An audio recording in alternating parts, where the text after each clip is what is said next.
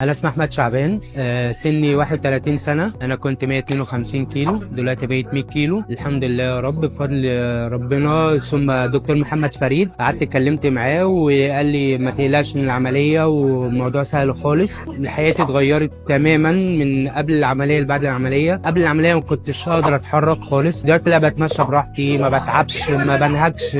لكن دلوقتي لا، الدنيا اتغيرت تماما. أنا كنت قبل العملية كنت بقعد أنهك كتير جدا وما بقدرش امشي، جسمي ظهري كله وجعني من المشي هي ورجليا. لا دلوقتي الفرق، الالم اللي كنت انا بحس بيه والنهجان اللي في صدري لا خلاص راح. انصحكم فعلا اعملوها، تفرق معاكم كتير جدا في حياتكم. واي حاجه انت خايف منها لا ما تخافش، الموضوع سهل خالص. احب اقول كلمه بسيطه لدكتور محمد فريد، فعلا ربنا يبارك له في شغله.